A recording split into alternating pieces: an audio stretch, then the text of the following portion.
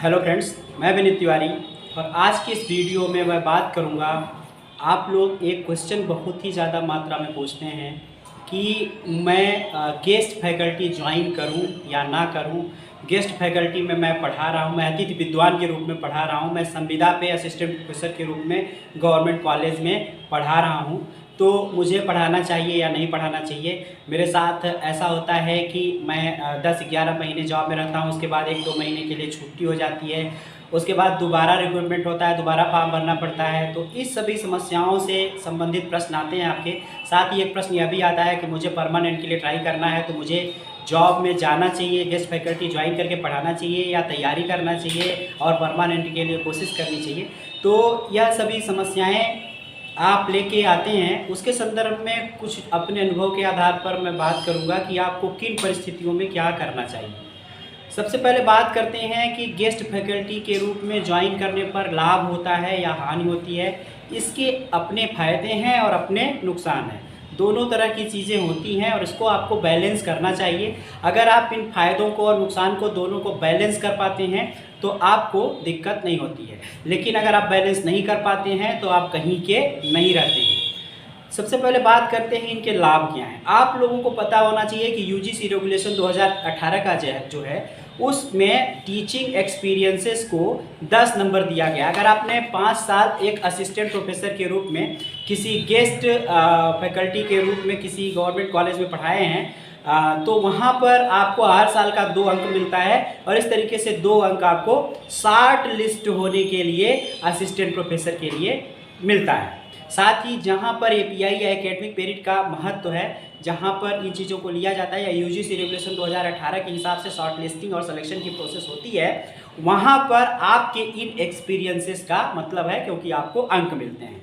परंतु जहाँ पर आपको इसके आधार पर नहीं, रिटन और इंटरव्यू के आधार पर जहाँ पर सिलेक्शंस होते हैं वहाँ पर इसकी वैल्यू नहीं होती है। वहाँ पर सिर्फ इंटरव्यू और रिटन निकालते हैं आप, उसके बाद इंटरव्यू होता है, उसके बाद सिलेक्शन हो जाता है। वहाँ पर टीचिंग एक्सपीरियंस का मतलब नहीं होता है।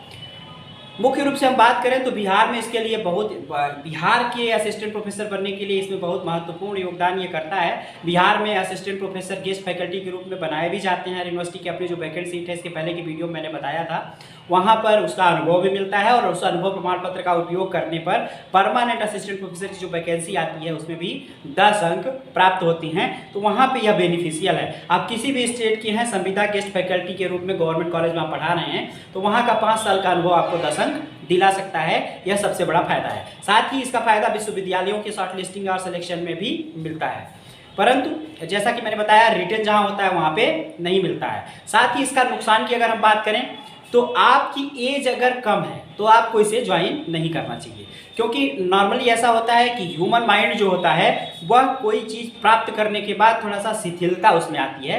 उस शिथिलता से बचने के लिए आपको इसको कम उम्र में ज्वाइन नहीं करना चाहिए। फॉर एग्जांपल आपका 23 साल में नेट हो गया, पीजी हो गया और आप तुरंत अगर ज्वाइन कर लेते हैं तो इस उम्र में पैसा अच्छा लगता है और वहाँ पर आपकी अर्निंग जैसे ही होने लगती है तो आपको लगता है कि काफ़ी है, क्योंकि उस समय आवश्यकताएँ कम होती हैं।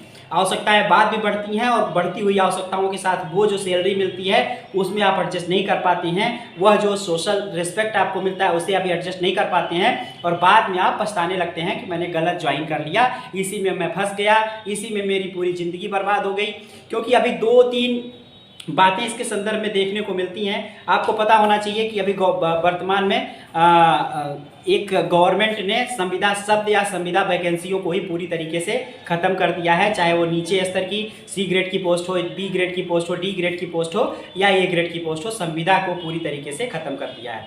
अभी एक मैं इंटरव्यू देख रहा था, उसमें मैंने देखा था राहुल गांधी जो भारत जोड़ो यात्रा के लिए निकले हैं, उसमें दिल्ली के जो असिस्टेंट प्रोफेसर गेस्ट होते हैं, असिस्टेंट प्रोफेसर संविदा होते हैं, उसमें एक महिला ने अपनी बात को उठाया था कि एक रिचार्ज कूपन की तरह हम लोगों को रखा जाता है और रिचार्ज भरा जाता है। जब तक वो रिचार्ज रहता है तब तक हम लोग पढ़ाते हैं, खत्म होने के बाद दोबारा फिर वो चीज़ें प्रक्रिया चलती हैं और कई सालों से उसी पे ग्रेड पर उसी वेतन पर हम लोग पढ़ा रहे हैं। हम लोगों का कोई भी वो नहीं है, ना तो हमें छुट्टियां मिलती हैं, ना तो हमारे काम की कोई वैल्यू होती है। सारे काम बस हम करते हैं लेकिन सुविधाएं प्राप्त नहीं होती हैं, वेतन भी नहीं बढ़ता है, ना तो इंक्रीमेंट लगता है, ना महंगाई बढ़ता है। फिक्स सैलरी के रूप में हम लोग काम काम करते हैं। तो ऐसी स्थिति में जब आप शुरू में 23-24 साल की उम्र में जब ज्वाइन करते हैं तब आपके लिए वो काफ़ी हो सकता है पैसा, लेकिन धीरे धीरे जब जिम्मेदारियां बढ़ती हैं और प्रॉब्लम्स आप फेस करते हैं, परिवार बढ़ता है, वैसी स्थिति में वो पैसा आपके लिए कम होता है, वो आपकी अर्निंग कम होती है और ऐसी स्थिति में आप बाद में पछताना स्टार्ट करते हैं। इसलिए आपने देखा होगा कि संविदा और गेस्ट फैकल्टी के रूप में जो असिस्टेंट प्रोफेसर की जॉब ज्वाइन करते हैं लोग, वो बात यह कहते हुए सुने जाते हैं कि मेरी जिंदगी पूरी इसमें तबाह हो गई और मुझे कुछ हासिल नहीं हुआ। तो कम उम्र में अगर आप हैं तो आप परमानेंट के लिए ट्राई करेंगे तो ज़्यादा बेहतर होगा। फिर भी अगर आपको लगता है कि कुछ दिन के लिए ज्वाइन कर लें, अगर आप ज्वाइन करते हैं कम उम्र में होने के बावजूद अगर आप उसे ज्वाइन करते हैं तो ज्वाइन करने के बाद आप अपने लक्ष्य से मत भटकिए, आप मुख्य काम वो करते रहिए, गौण कार्य के रूप में अपनी क्लासेस आप लीजिए और बाकी चीज़ें आप करिए। पढ़ाने से आपकी तैयारी भी होगी, यह ध्यान रखिए। अगर आप ज्वाइन करना चाहते हैं तो उसे कर सकते हैं, परंतु जब आप इंस्टीट्यूट में जाते हैं तो वहाँ की पॉलिटिक्स में उलझ जाते हैं और वहाँ पे उलझने के बाद आपकी पढ़ाई नहीं हो पाती है, इसलिए आपको इसको बैलेंस करना पड़ेगा। फिर अगर हम बात करें कि अगर आपकी उम्र ज़्यादा है तो आपको क्या करना चाहिए, मैंने माना कि आप 30 प्लस की हैं, 30 से ज़्यादा की उम्र आपकी है और तब आपको अगर गेस्ट फैकल्टी उसमें भी आवश्यकताएं आपके पास हैं और आप परमानेंट आपका नहीं हो पा रहा है, किसी वजह से आपने 1-2 बार दिया नहीं हुआ, तो उसी स्थिति में जहाँ कुछ नहीं वहाँ कुछ भला, ऐसी स्थिति में आपको गेस्ट फैकल्टी में घुस जाना चाहिए और गेस्ट फैकल्टी में घुसने के बाद भी आपको परमानेंट की अपनी तैयारी करते रहना चाहिए। वहाँ पे आप चले जाएंगे फिर भी आप अवेयर रहेंगे तो परमानेंट के लिए ट्राई कर पाएंगे। यह संविदा गेस्ट फैकल्टी या अतिथि विद्वान की जो जॉब होती है, यह घंटे के हिसाब से कहीं पेमेंट होता है कि आप 3 घंटे 3 पीरियड पढ़ाएंगे तो आपको इतना पैसा मिलेगा। कहीं पे फिक्स सैलरी एक होती है कि आप इतना फिक्स सैलरी हर मंथ पाएंगे, से ज़्यादा नहीं पाएंगे, कोई इंक्रीमेंट नहीं लगता है। कहीं पे ऐसा होता है कि 11 महीने के लिए रखा जाता है, 2 महीने के लिए निकाल दिया जाता है, 10 महीने के लिए रखा जाता है, फिर नेक्स्ट वैकेंसी आती है, नेक्स्ट वैकेंसी फिर फॉर्म भरा जाता है, फिर शॉर्ट लिस्टिंग होती है। बहुत सारी चीज़ों की समस्या होती है जिसमें कोई सर्टेनिटी नहीं होती है और उस अनसर्टेनिटी में जो साइकोलॉजिकल एक प्रेशर फील करते हैं वो बहुत ज़्यादा दिक्कत उत्पन्न करता है। इसलिए मैं ये कहता हूं कि कई स्थिति में गेस्ट फैकल्टी ग्रुप में ज्वाइन करना प्रभावात्मक भी है, लाभदायक भी है, कई स्थिति में बहुत नुकसानदायक भी हो जाता है। इसलिए इन लाभ हानि को ध्यान में रखकर आप अपना निर्णय ले सकते हैं कि आपको ज्वाइन करना चाहिए कि नहीं करना चाहिए। कुछ जो मुख्य बातें देखने को मिलती हैं उनको मैंने बताने की कोशिश की है। तो इस वीडियो में इतना ही, नेक्स्ट वीडियो में मिलेंगे, तब तक के लिए थैंक यू।